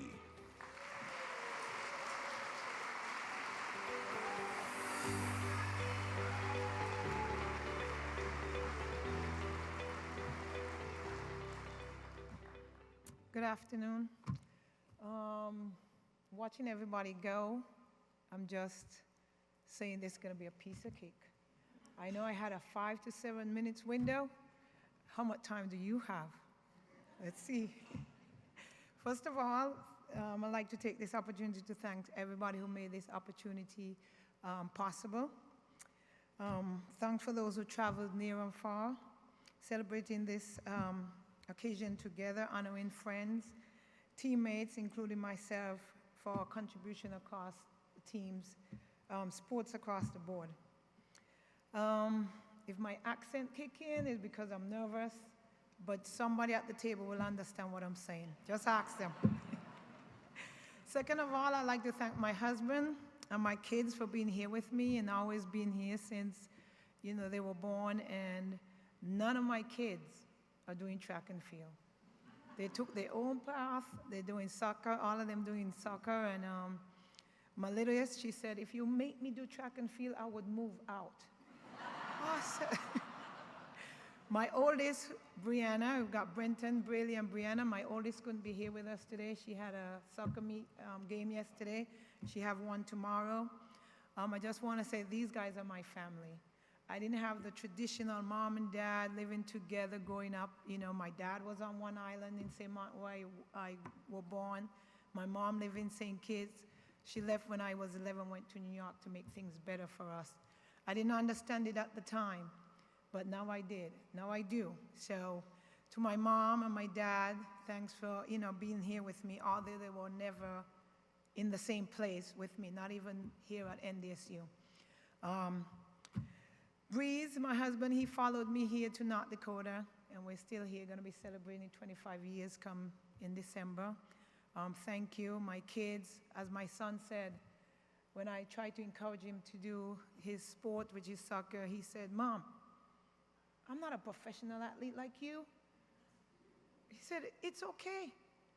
I could do what I can do. I said, I was never a professional athlete, but I want you to do your best. I was good at running, and that's what I did. So thank you guys for being there with me. Growing up in St. Kitts, I would run everywhere. I have to tell you how I started running track. I hated missing out on play. And my mom would send me, when we say we go to the store, it's like you're just running up the hill to go to the shop. So she would send me to get bread, sugar, whatever the case may be, and I would come back because I hate missing out on play. And she'd be like, you're back already? And I'm like, yeah, I don't want to miss out with my friends playing. So at age 9, she said, you have to be in track. I'm going to find your track team because you run like a gazelle. And that's when she got me in track at age 9. And thank you to all those coaches who put forth that effort to develop a skill that I had. At 13, I started competing on the national level. At 19, I competed in the Olympics. It was the most exciting and frightening time of my life. I just left it all there on the track in Atlanta. I don't even remember what or who was there. When you walked out and you see the lights, it was like, oh my gosh, what am I doing here? Am I supposed to be here? Am I really going to do this? And, we do what we have to do. But it was an experience that I would continue to cherish as life continues. I got here in Fargo in 1997. Coach Gores, I have to tell a story. I have to say, NDSU chose me. I've never seen a coach ever come to somebody to recruit them like how he did.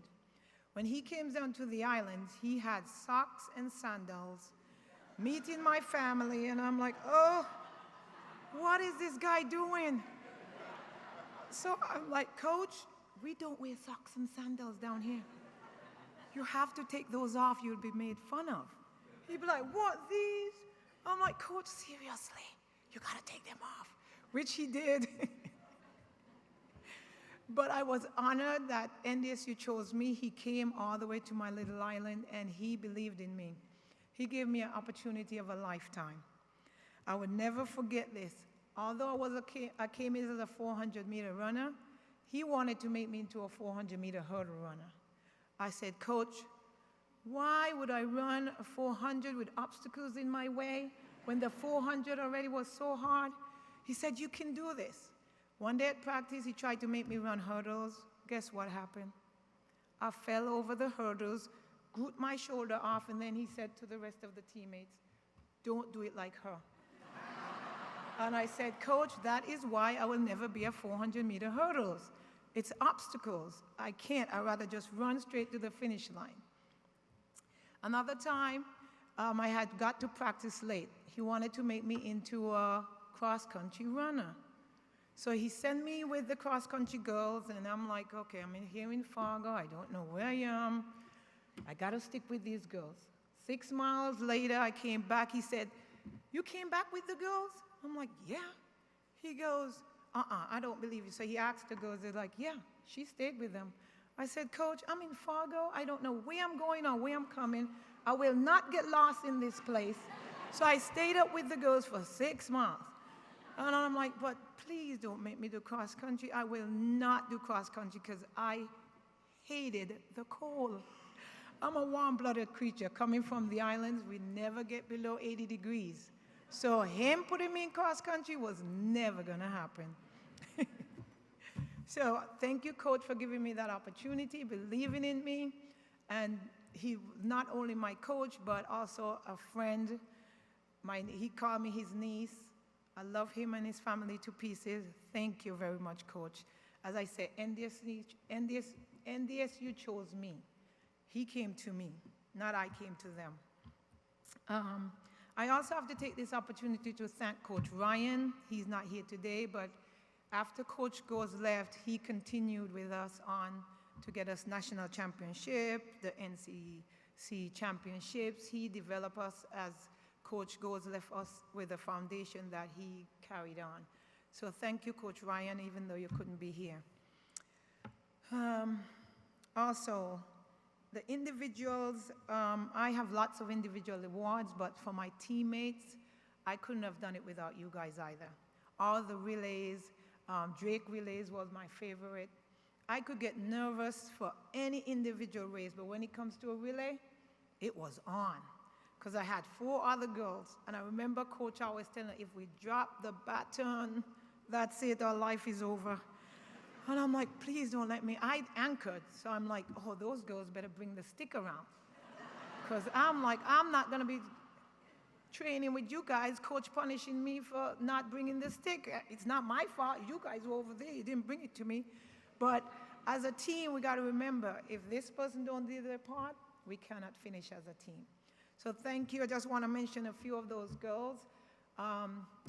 Mary Wentz, thank you for always being there. She came in. I came in as a freshman, and that was her senior year. And I wish I had more years with her, but that was not the case. I got Kristen. She's somewhere back there. We're still long-life friends. We talk on the phone all the time. Her girls and my little one here, Braley, are best of friends now. Jill Thieler, thank you for taking me down university the wrong way. My first day coming here was like, what am I getting myself into? You're driving the wrong way. But she didn't know also, so that's an experience I'll always remember. Thank you to Dr. Ganje and his family for taking me in. I mean, sometimes I took your kids on runs on Saturdays and just take care of them. Doreen and Eric Fossen, thank you guys for being parents to me. Judy Airy and her husband, thank you, thank you, thank you. Although I wasn't born here, this is not my home, I do have a second home, which is Fargo, North Dakota. I tried to move back, but the winters, I don't think I could make it. But maybe one day. I just want to say to those who are here and who will be coming as future athletes, you guys have a facility that cannot compare to some of the facilities that I've been at and competed at. It's amazing. Thank you to all the people who've put forth their efforts to make this opportunity possible. All the coaches, the strength coach, the relay coaches, our coaches. It's an amazing opportunity to stand here in front of you guys and just be honored. I know all who will come before me will also appreciate what all of you guys have done to make us stand here before you taking this award. I just want to say thank you once again, and I love you guys. Thank you.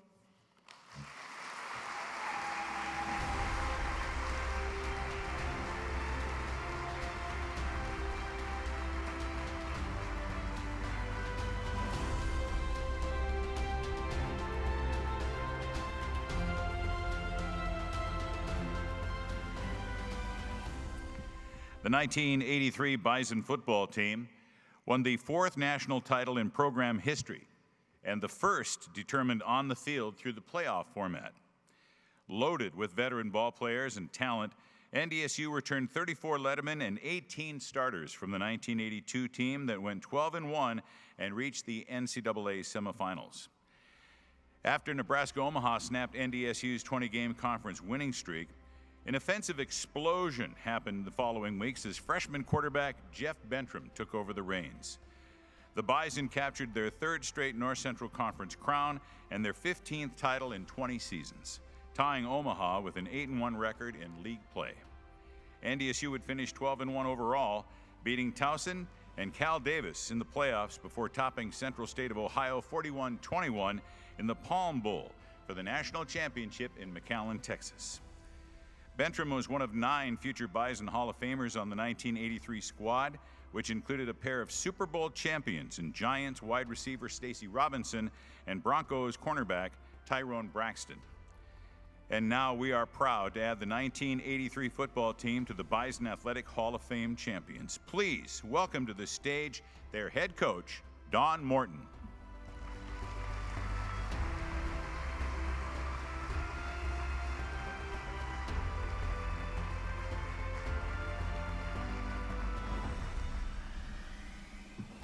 Thank you very much. The applause is scattered but sincere. It's a pleasure to be here. I'm here there's a group of people, a group of assistant coaches that made up our football staff that did a tremendous job of recruiting and developing young people. And I'm here because of an amazing group of young people. That 1983 season was a special season. But what's typical of Bison athletics is that you work hard, you play hard, you practice hard, because the teams before you did that. And for the 1983 Bison, the 1981 team played a big role. The 1981 team was the first team to make it to the championship game and lost the national championship game to Jim Wacker's Texas State team. But because of that success, we were able to have a great recruiting year in 1983. We signed 24 high school recruits that year. 9 of those players, and they're here today, 9 of those recruits would play on a national title team. So the 1983 team owes a little bit to the 1981 team, and that will keep going. And our 2023 team will play hard because of the teams before them. NDSU is so fortunate to have leaders like we do. As a football coach, as a head football coach, there's 2 important people, 2 very important people that really are so critical. That's your athletic director and your president. Our 1963 team had H. Bomberg as an athletic director and Laurel Losgard as a president. And today we have to have Matt Larson and Dr. Cook, amazing. That just is an amazing group of leaders, and as coaches, we're very grateful. A little more humorous story that I have is that we were Mankato State and St. Cloud State came into the league in that 1982 area, 1981 actually, and we were busing we were playing Mankato State, and we were taking the bus from Fargo to Mankato. Now, as coaches, we always talk about the road to the national championship. If we're playing South Dakota State, the road to the national championship goes through Brookings. If we're playing UND, the road to the national championship goes through UND. That's something we talk about. And so we're on the bus going to Minnesota. The bus driver gets lost. We are completely lost in rural Minnesota. And all of a sudden, and I think it was Dave Pepcorn, piped up, "Hey, Coach Morton, is this the road to the national championship?" And my answer is yes. The road to the national championship is not a super smooth highway. The road to the national championship, you have to overcome injuries, you have to overcome losses, you have to overcome self-satisfaction, you have to learn to not be overconfident. There's only one thing worse than going into a game thinking there's no way you can win, and that's going into a game thinking there's no way you can lose. And those are the things you have to overcome. Everyone on the team has a role, everyone has a part, everyone has to contribute, and that's what that 1983 team did so very, very well. And we're very proud of them. And as a coach, I really appreciate Matt Larson for driving this. It was his idea. He called me up one afternoon and asked me if it was okay if we inducted the team into the Hall of Fame. Of course. But him and his staff have done a great job with this event. I also would like to take a moment of reflection and a moment to recognize those players that are not with us, those players who have passed away. And that also includes a coach. Phil Engel, Mark Lutke, Dan Harris, Lou Curry, Stacy Robinson, Ken Kubish, Phil Osley, Mike Whetstone. Could we just take a moment to reflect?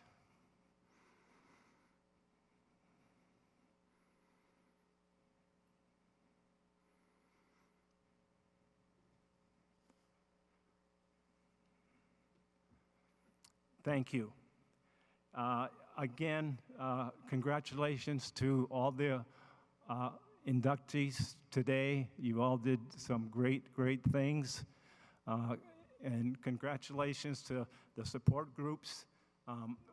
My wife, Sue, along with the other assistant coaches' wives, we used to always host a luncheon for the parents when they came to town for a home game. She knows, and our team knows this, that Sue knows your parents very well. She was looking forward to seeing some of them, but age does happen.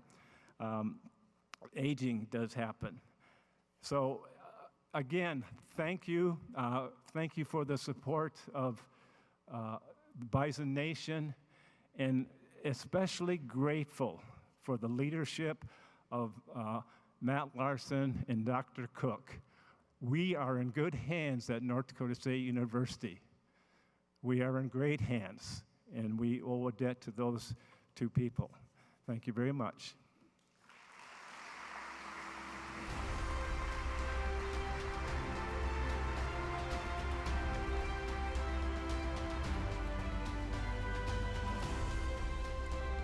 Ladies and gentlemen, I'd like to direct your attention to the video screens at this time and invite you to join the NDSU Concert Choir in the singing of the Yellow and the Green. Oh.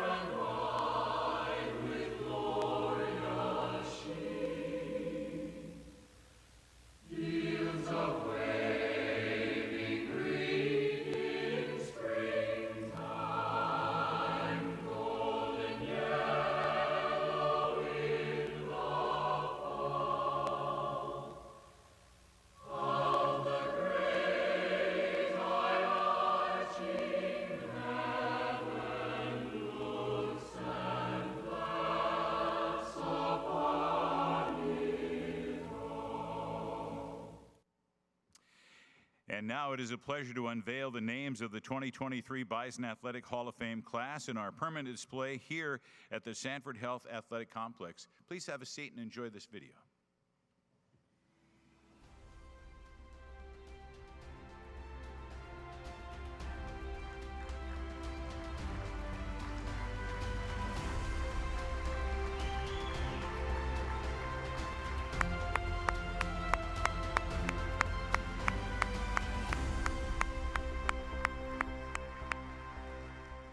As we conclude today's ceremony, we ask that all of the 2023 Bison Athletic Hall of Fame inductees please meet on this stage immediately following the ceremony with your awards for a group photo.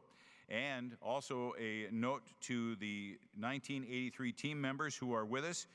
You're invited to meet in the lobby here at the Shack for a facilities tour in about 15 minutes. And a reminder, everybody, the NDSU Homecoming Parade begins at 5:30 tonight on University Drive. Tomorrow, the Bison football team kicks off at 1 o'clock, special time for homecoming, 1 p.m. against South Dakota in the Fargo Dome, followed by the Bison volleyball team hosting Omaha at 6 o'clock in the Benson Bunker Fieldhouse. Thank you for attending today, and once again, congratulations to our newest members of the Bison Athletic Hall of Fame. Have a great day and a wonderful weekend. Go Bison!